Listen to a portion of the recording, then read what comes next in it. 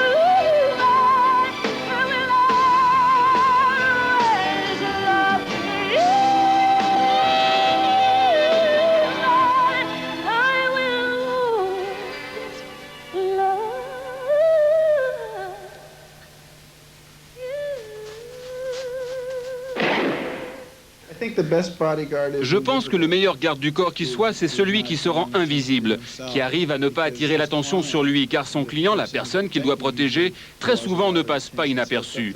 Donc le garde du corps ne doit pas se faire remarquer, et en plus de cette façon, loin des regards, il pourra encore mieux faire son boulot.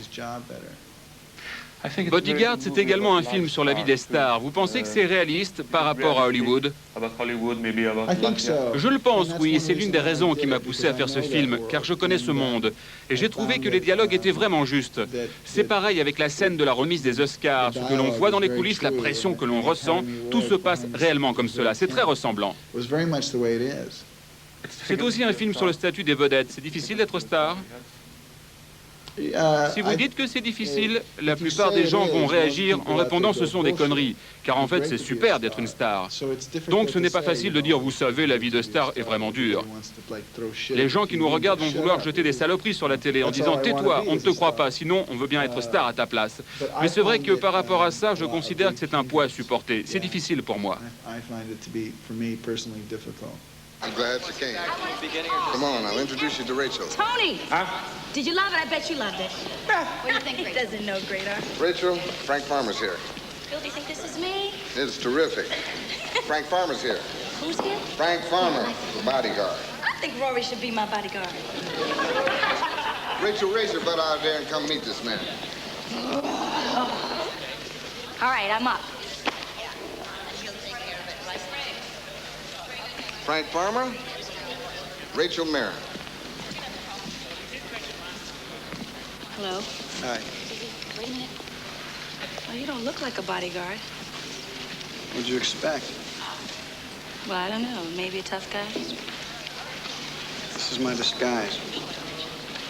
Whitney Houston représente beaucoup de choses en termes de style, et puis je pense que c'est vraiment difficile pour n'importe quelle actrice déjà bien établie, avec de l'expérience, de jouer le rôle d'une superstar, parce que quelque chose dans leur tête aurait cloché. Elles auraient pensé, non, ce n'est pas possible, je ne serai pas crédible. En plus, comme Whitney n'avait jamais fait de film, cela me semblait être une bonne idée de la prendre pour ce rôle. J'ai même décalé le tournage d'1 an afin qu'elle s'imprègne bien du personnage. Je pense qu'à chaque fois que vous vous investissez dans un personnage, vous en sortez toujours avec un point de vue différent. Donc pour l'instant, je pourrais dire que ma vision du métier de garde du corps n'a pas changé, mais je sais que bientôt je donnerai une autre réponse. Donc en fait, pour être clair, je pense que j'ai changé par rapport à eux. Par exemple, quand je vois des images d'un président entouré de gardes du corps, je sais exactement où ils sont, simplement en jetant un coup d'œil. Ce film pour vous, c'était une bonne expérience ? Plutôt bonne, mais vous savez, en général, pour moi, faire des films, c'est toujours dur, parce que je suis engagé à plusieurs niveaux dans le processus de fabrication.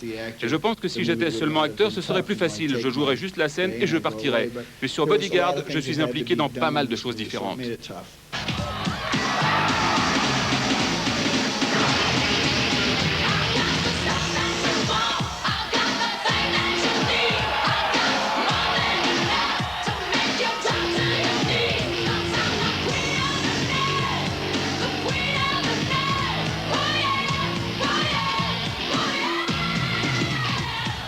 Communications problem here?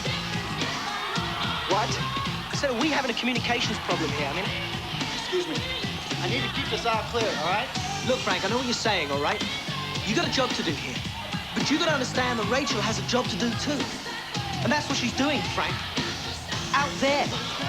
I mean, look, she's so hot right now. This is her time. If she doesn't get out there, she's dead. You know, forget the crazy death threats. If she doesn't sing, dead anyway.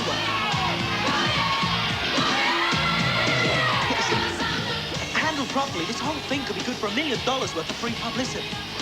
One word. Yeah, well, it could quit the nomination. One word in print about this. Yeah, about anything. Kevin Costner, qui fêtera son 38e anniversaire le 18 janvier prochain, a eu la chance d'incarner